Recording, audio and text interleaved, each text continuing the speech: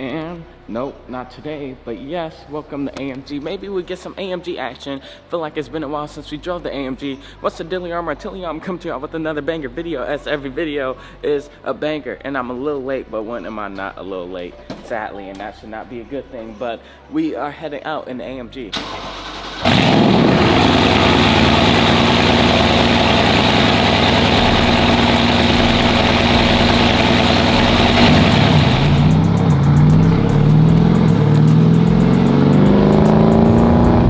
Still cold, so we can't do too much, but I forgot how amazing the AMG actually is. Wow. We haven't been to AMG in a minute, but what's the deal, y'all? So right now we are heading up to the Marconi Museum because, well, we went up there yesterday, and today we get to ride in something truly special that I honestly don't understand, but I know it's special to a lot of people, so we're going to figure out, and I will understand today why this vehicle we're going to be in is so special.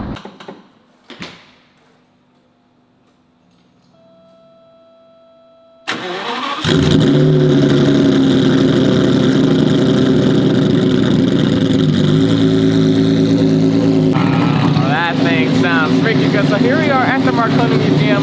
This is a Ferrari F50, which is extremely popular amongst the Ferraris. And here it is right here.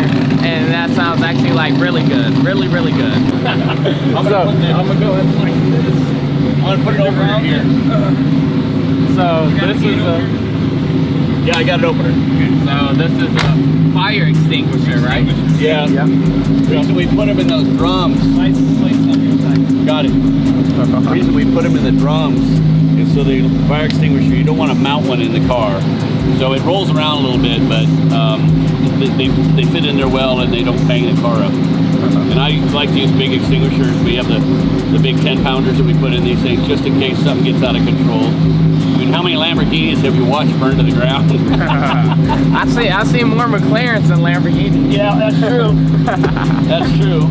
So we are in the F50. Woo! Temp in it before and water temp. This is V12. You don't want to lean on too hard. It's a detuned Formula One motor that they had put in the 50, and it's just the car is nothing but incredible, fun to drive. Gets you from point A to point B real fast. But it's got that harmony in the field. Now this thing has been straight piped, so there is nothing on the back end of it. So it's going to be, if you were behind in sitting off the business end of the car, it would definitely be a loud environment. But when we get up, you know, in the RPMs, that pitch of that 12 going, you know, I mean, you're driving a 12 now, you know what it's like. Especially with Ferrari, they've had a flat plane crank in them forever, and it has that unique sound. Hey, my first time in the V12. Awesome. High frequency vibration that you feel in the car.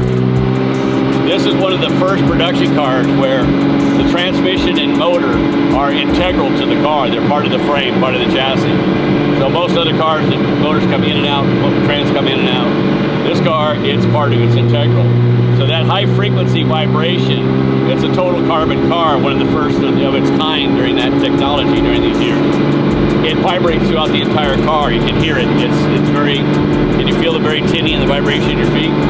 That's because it is direct into the transmission, direct into the motor. It's all connected together. So it's an interesting piece, but it's truly a detuned Formula One motor. It's pretty impressive.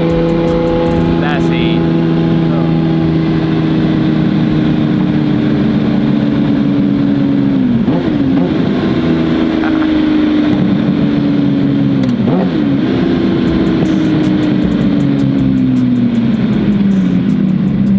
Yeah, these transmissions are kind of sensitive. They need oil temperature, need to come up to temp.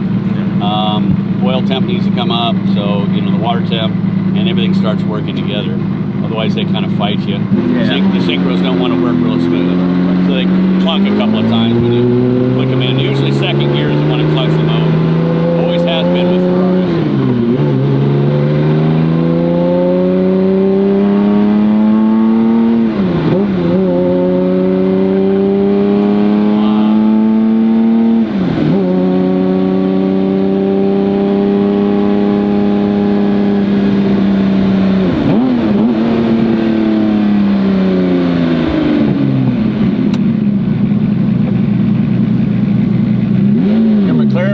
paddle shift.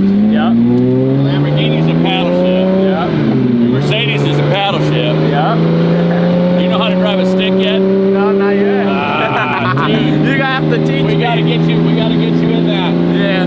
Vincent bought an old Saturn so he could teach his girlfriend Shelby how to drive a stick, so he could beat the hell out of that and not worry about the clutch. Thanks. All my kids learned to drive a stick on my Boss 302 Mustang.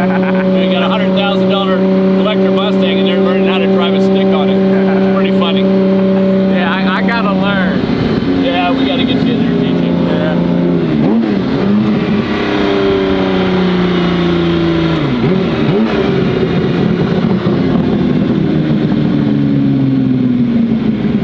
It sounds so good. It is sweet.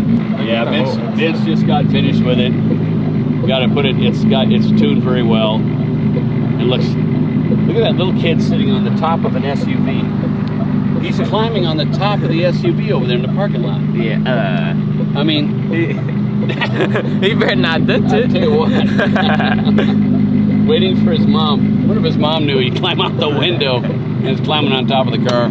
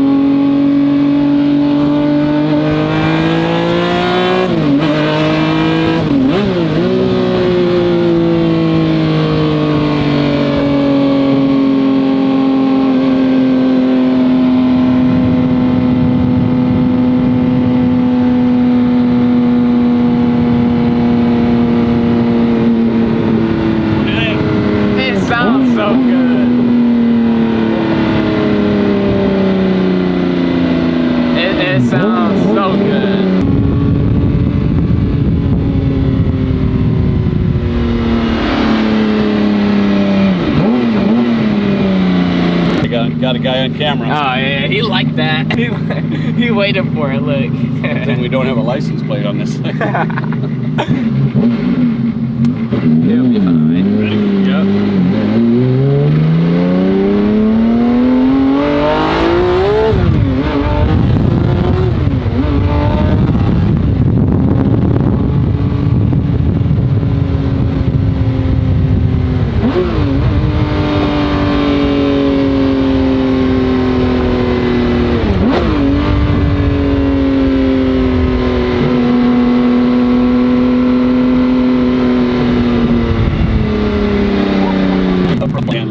There we go. Oh snap.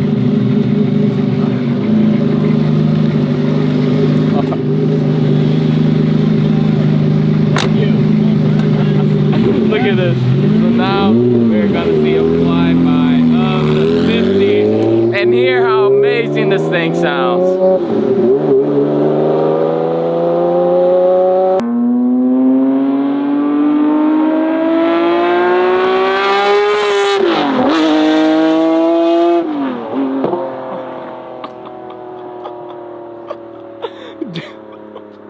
Dude, that thing sounds so freaking good, dude.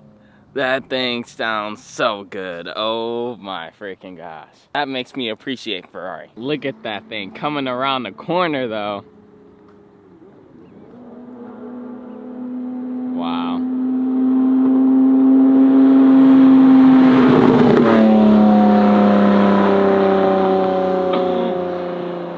Dude, it sounds good.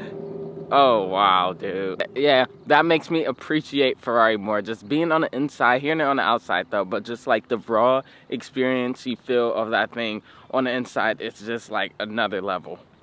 Another level, dude. Amazing. Ferrari.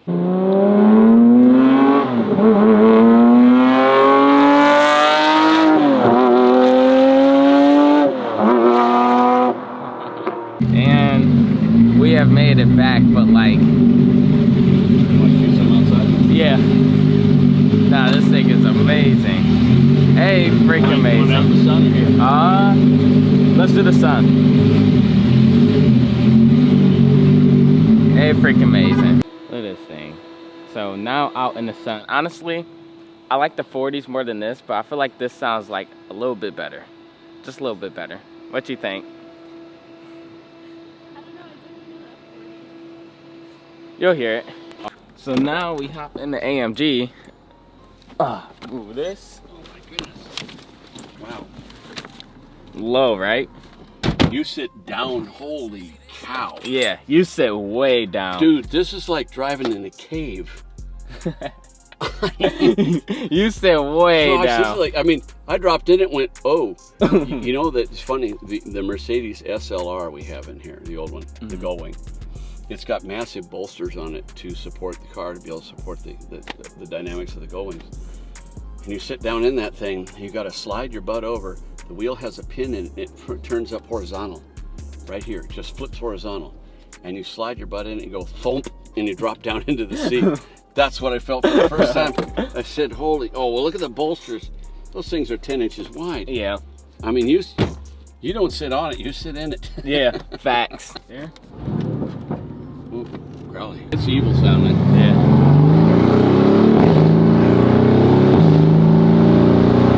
Yeah, it's got a throttle tip out in it. Yeah. Before it goes to the next one, it tips out slightly, and that's why you get the backward. They use that so it doesn't slam the transmission, otherwise it starts hitting the trans hard.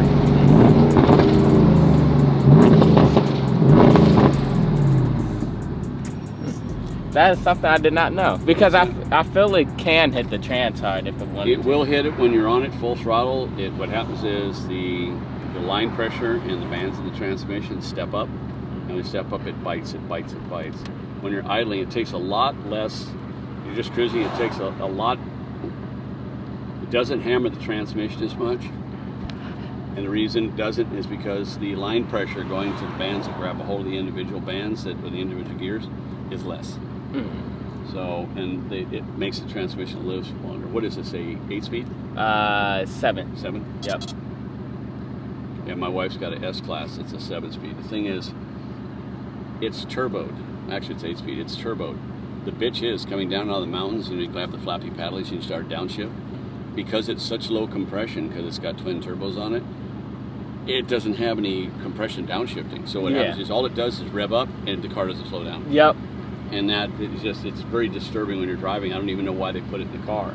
That's what I noticed. I noticed in the Huracan it slowed down a lot, even off the That's a pedal. normally aspirated motor, and it has a lot of compression.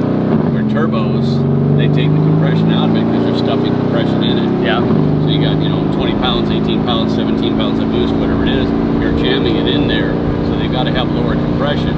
Otherwise, you're running that same compression, you blow the top off the pistons out.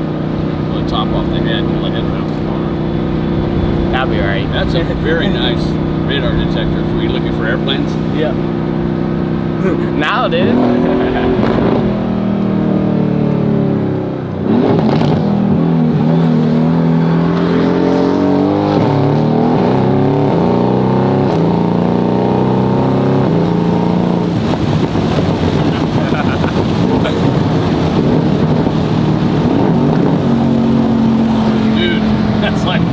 That's like driving a tractor.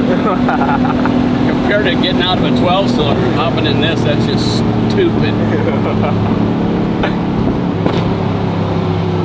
You got a check engine light on, you know that? Yeah, I know. That's from the O2 sensors. O2? Yeah, it'll be the O2s have a tendency to take a dump. Yeah, they'll be alright. It doesn't feel as raw to me, this car.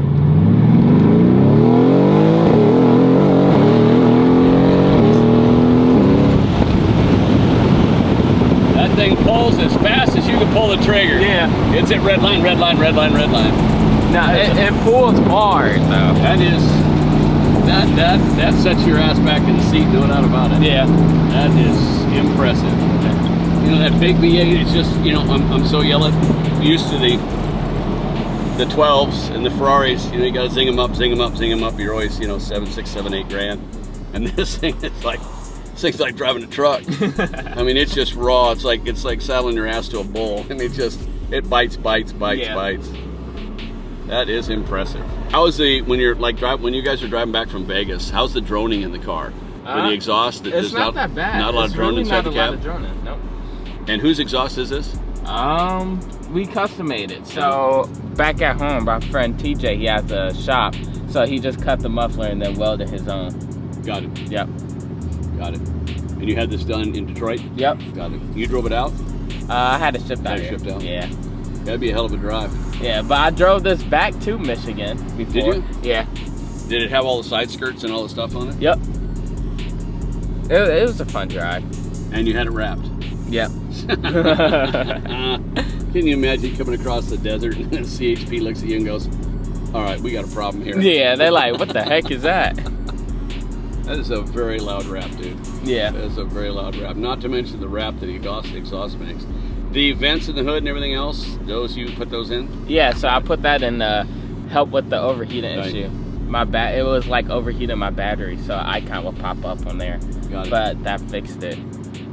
So the battery's up front. Yep. There's also a battery in the rear for the computer, or under here for the computer. There's dual batteries in these cars, one to run the computer and one to run start the car and run it, from what I understand. My wife's got in her S-Class, it's got a dual computer in it. So what happens is they actually have a dozen computers, but it's got the battery in it, the battery remote. And you can drive this to get groceries. Yeah. It's just nice.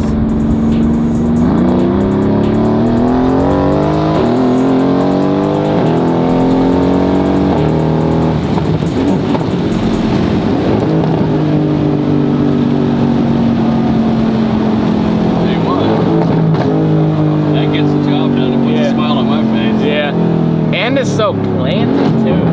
It does not move. I mean, I purposely went through that left-hander full throttle to see what it was going to do and see if the ass end would step out at all. But that the stability in this and the traction control is fluid. You can't feel it's happening. Yeah. So it gives you the illusion that it's never happening. That is pretty stout. That is really neat.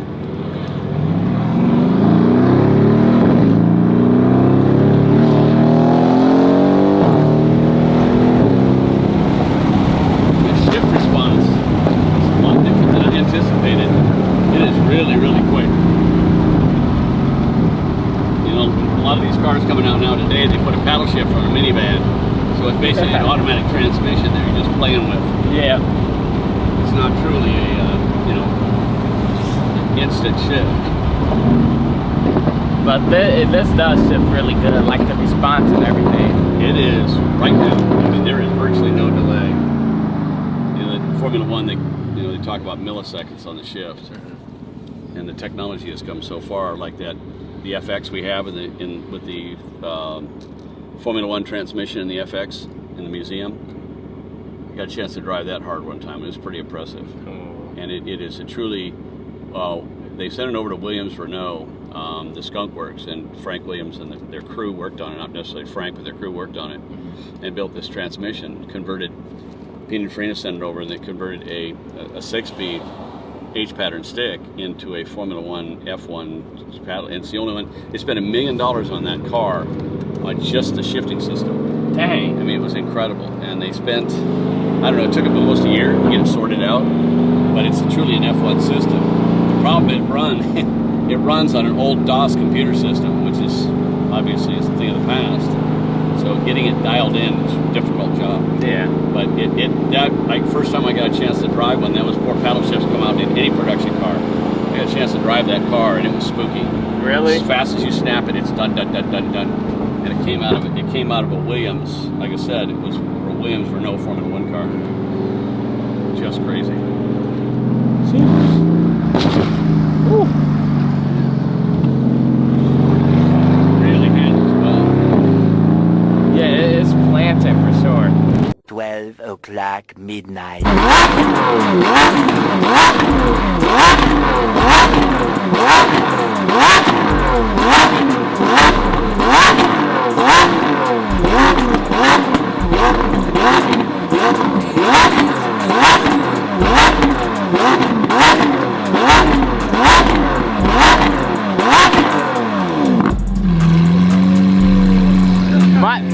itch. My ear itch.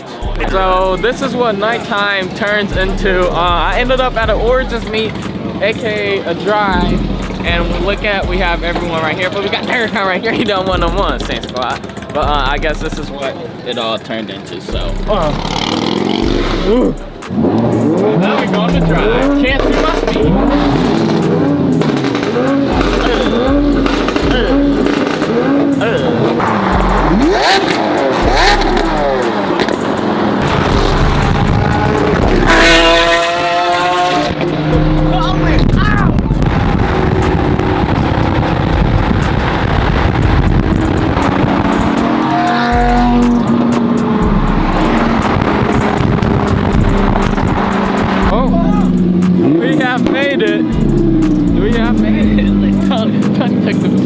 Look who's here out of nowhere. What the heck? What's the deal? What's up, my man? Bro, you came out of nowhere. Where were you? You came from Vegas straight here. Yeah, of course. Car scene don't stop. Grind don't stop. Meanwhile, you guys know I don't like burgers. So In-N-Out, all burgers. So I went to Raising Cane's, that's across the street. Got some chicken tenders. Playing it safe, Saint Squad. Playing it safe. But anyways, look at the meat though. Well, not meat, but look at all of this. Pull it up to In-N-Out. You like that 101? You like that?